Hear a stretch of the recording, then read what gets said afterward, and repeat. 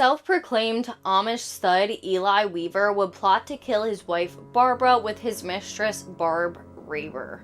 He preferred the option of killing his wife over being shunned by the Amish community.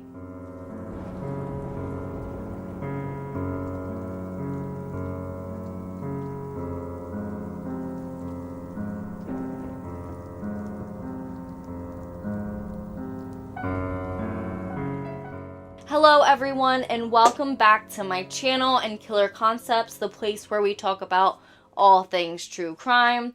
If you are new here, my name is Peyton. Before we get started, please make sure to hit that red subscribe button down below and turn on your post notifications so that you do not miss any future content. Today we will be talking about the murder of Barbara Weaver. Barbara Weaver was a married Amish woman from Wayne County, Ohio, who would be found dead from a gunshot wound to the chest on June 2nd, 2009. When police would arrive at the scene, they would immediately know that the death was not a suicide, as there was no weapon nearby or gunshot residue on her hands. At the time, this case would make quick national headlines due to the crime taking place in the Amish community, but perhaps what would end up being even more shocking is who committed the crime and the planning behind it. Now that I gave you a little bit of background on what our video is going to be about, let's get started. Quick note before we get too much into it. I recorded this after if it looks a little different, but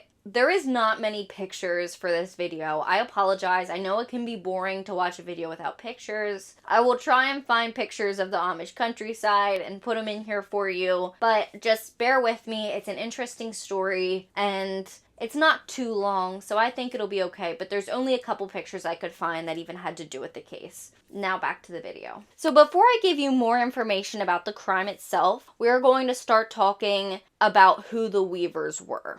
Just like many other true crime cases, from the outside, Barbara and Eli Weaver probably seemed like they were a pretty happy Amish family. At the time of Barbara's death, she would be 30 years old, and Eli, her husband, would be 29 years old. The two had been married for 10 years and had a total of 5 children. According to a neighbor, Mary Eicher, in an interview with A&E, quote, "Barbara was a very friendly, sociable person. She was kind of laid back but super nice, a gentle soul. Eli was very outgoing.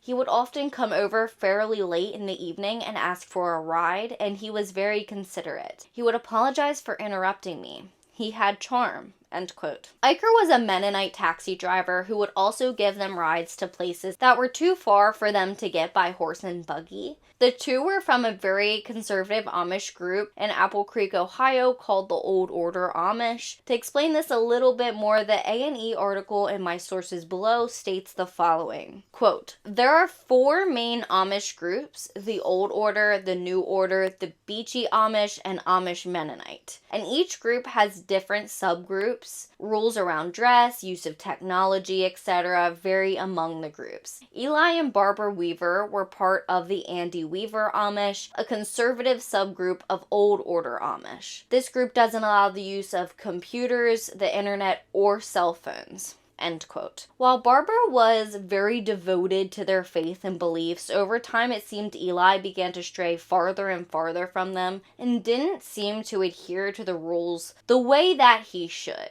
Eli Weaver had a secret cell phone and had several extramarital affairs with other women, many of whom were not of the Amish faith. The husband and father was even part of an online chat room on mocospace.com where he called himself the Amish Stud. His online profile would say things like, quote, "Who wants to do an Amish guy?" End quote.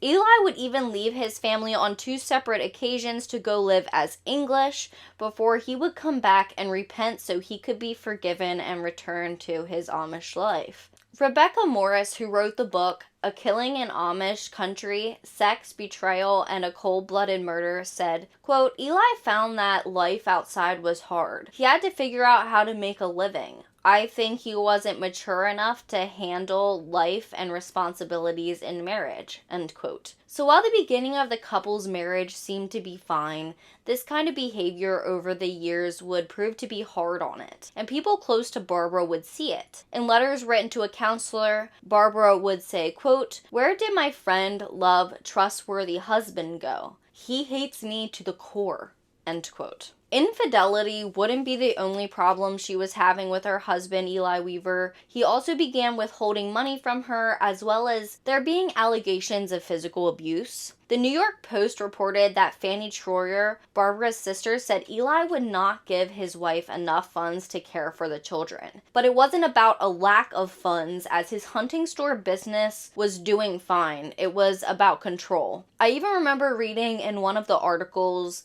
that Amish community would get together and make pies yearly. It may have even been more frequently than yearly. But Eli Weaver would not give Barbara money to buy the supplies to make the pies, because I guess everybody would buy their own supplies, but he would not give her any money for it, and she was super embarrassed by it. The Weaver children had also reportedly seen their father physically shove and grab their mother. However, she didn't want to report it because had she reported it to the bishop, she would have been asked what she did to make her husband treat her like that. But even with the possible allegations of abuse, Morris says, quote, "She told a friend she wasn't afraid of Eli, but she was afraid of Eli's girlfriends and that somebody would be so jealous and wanting Eli so much that they would harm Barbara," end quote. Ultimately, it would be both her husband and one of his mistresses that would lead to her death. While sweet on the surface, just like every other domestic violence case, this relationship was poisonous on the inside. Contrary to what he said, Eli Weaver would never stop with his infidelity, and unfortunately, when he met a woman named Barb Raber, he would find the woman who would help put an end to his wife's life. Barb Raber was another Mennonite taxi driver like the Weaver's neighbor, who Eli Weaver met in 2003, when she was 33 and he was 23. This is when they would begin having an affair. It is not clear whether or not if this affair was exclusive, but I am going to go out on a limb and say it probably wasn't with Eli Weaver's history. It didn't seem like he could be faithful to anybody. Raber was a married mother of 3 who had grown up in the Amish community as well, but she had switched to the Mennonite faith with her husband, which was much less strict. The two carried on a long-term affair. And when Eli Weaver would bring up the idea of possibly getting rid of his wife Barbara, Raber seemed to just roll with the idea. Cops would later find out after Barbara's death that Weaver had alluded to many other women that he was super unhappy in his marriage and wanted to know how to kill someone. Barb Raber would be the only woman who entertained the idea at all. Texts and search history found by the investigators showed that in the fall of 2008, the two would begin planning the murder of Barbara Weaver. The two sent text messages between each other discussing how they could possibly commit the crime. Ideas anywhere from blowing up the house, shooting his wife, to poison. Raber's computer had been used for a ridiculous 840 searches related to poison. Quote, "I thought if we could get that fly poison stuff in a spice cupcake, she might not detect it," Raber texted Weaver. Quote, "Maybe you could blow up the house?" End quote, Weaver responded. Quote, "What about the kids?" Raber questioned. Weaver chillingly answered, quote, "The kids will go to heaven because they're innocent," end quote. Clearly, Weaver wanted his wife gone so bad that he was willing to sacrifice his own children, but thankfully they would never be harmed. It was decided that a gun was the most effective option. So on the night of the murder, Weaver would text Raber and tell her where to park at the residence, as well as telling her the door to the basement was unlocked. When Raber seemed uneasy, he would encourage her to go through with the act. Typical of these crimes, Weaver would say something like, the two couldn't be together unless his wife was out of the picture. Then in the early morning on June 2nd, 2009, one of the 5 Weaver children would find their mother dead and covered in blood from a gunshot wound to the chest in her bed. This is when the child would run to the neighbors to get help. The cops knew that robbery was not a motive as there was cash in the bedroom that was not taken. When Eli Weaver's wife was discovered, he would be out fishing on Lake Erie with friends. having left the house at a convenient 3 a.m. The crime reportedly happened around 4:30 a.m. Due to Eli Weaver's alibi being pretty tight, friends close to the family would begin pointing their fingers at Raber. Unlike Eli, Raber had no alibi for the time of the crime, and friends and family had probably already known about the illicit affair that was going on. When the police began to look at Raber and question her, she pretty much sung like a canary. The wife and mother admitted to falling in love with Eli Weaver and said that he had convinced her that the only way the two could be together was if his wife was dead. On June 10th, 2009, both Eli Weaver and Barb Raber would be arrested and charged with aggravated murder. Even though Eli had an alibi, police had Raber's testimony as well as multiple texts between the two plotting Barbara Weaver's murder. According to the New York Post, when Raber was arrested, she claimed that the murder of Barbara Weaver was an accident. She said that she had taken the shotgun from her husband's gun cabinet, but she never remembered loading it. She believed she had entered the Weavers' home through an unlocked basement door at around 4:30 a.m., which would make sense. She would make her way up to the bedroom where she would find Barbara Weaver lying in her bed. Raber said that she only planned to scare Barbara, but the gun went off accidentally. Quote, "I never intended for anything to happen, but when I did, it was like, oh crap." End quote. If you didn't intend for anything to happen, I can't help but say this. If you didn't intend for anything to happen, why would your response be, oh crap? You'd think you would be absolutely frantic, calling for help. Like, even if you were just trying to scare somebody, I don't know. It just seems like a terrible response to the accidental murder of somebody.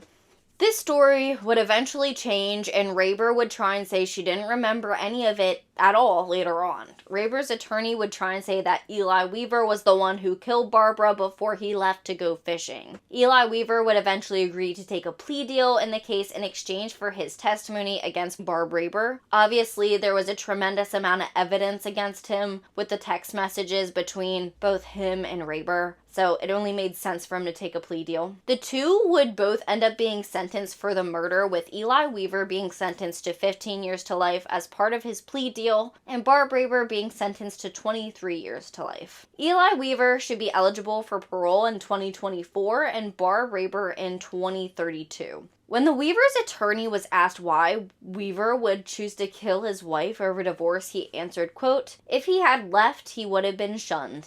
If his wife is dead, they pat him on the back." End quote. In one of Barbara's last letters to her counselor, she wrote, quote, "I often think of Christ's words. Forgive him, for he knows not what he does." End quote. So even with all Eli Weaver had done to her, she was still trying to make light of the situation in the best way that she could. So I guess now we can talk about my thoughts when it comes to the case of Barbara and Eli Weaver. This one, to me, is a classic case of domestic violence, domestic abuse. People don't really think about the Amish community and stuff like that happening. In fact, I had read that the murder of Barbara Weaver was only the third time in Amish history that a husband had killed his wife. How accurate that is, I don't really know, but that's what I read. And now, I'm sure there's a lot of crimes that aren't ever reported when it comes to the Amish community, because a lot of their stuff, I think, any of the penalties that are done for doing something wrong or any punishment, I think that pretty much stays within the Amish community. I'm actually located in Pennsylvania, and we have a very big Amish presence in Lancaster. It is a very different way of life. I'm sure there is a lot of abuse in communities like that where the women, they're kind of stuck. Like Barbara Weaver, she couldn't go to the bishop because she knew they'd pretty much blame it on her. And it's sad. As always, if you or anybody you know is struggling with domestic violence, don't be afraid to reach out to me, call the domestic violence hotline, talk to somebody. Talk to somebody about your situation, because you never want to wait till it is too late, like this case. The case of Barbara Weaver is an extremely sad one. It sounded like a lot of people who knew her and who she grew up around I mean, she had been married to her husband for 10 years. She was 30 when she died, so she was only 20 when she married him. There's a lot of people who probably could have done something about the situation and never did, and I'm sure they will never forgive themselves for it. My heart goes out to her family and her children. She had 5 children that now they don't have a father or a mother, which is always the saddest part of any of these cases. Thank God they're still alive, because their father had thought about blowing up the house as a way of getting rid of his wife. It's really sad when children are left with no parents over a selfish decision. If you have not done so already, please make sure to hit that red subscribe button down below and turn on your post notifications so that you do not miss any future videos. That is our video for now. I am going to try and start posting a little bit more, even if it's like getting back into my crazy crime videos. If you have any case suggestions or anything that you would like me to talk about, you can send them to killerconceptsvlog@gmail.com. You can also comment them down below. I read your comments. I try and stay up to date with them as much as possible. If you want to keep track of me and what I'm doing and upcoming videos, a lot of that I post on my Instagram. And if you just want to follow me in general, all of my social media links are down below in the description box, as well as my link tree, which you can get to everything from there. With that being said, that's really all I have on this case today. There wasn't many pictures for me to give you guys, and I thought it was really interesting when I saw it came up. It looks like there was a snapped killer couples episode on this that I did not get to see because I don't have Oxygen, but if it sounds interesting to you, you should go watch it. I'm sure it's very detailed, and I know there was a Lifetime movie coming out about this. I think it was called an Amish Murder or something along those lines. But yeah, so that's all I have for you today. I'll be back with a video next week. So just remember that the world's most dangerous minds hide in the most unlikely places, and to stay safe.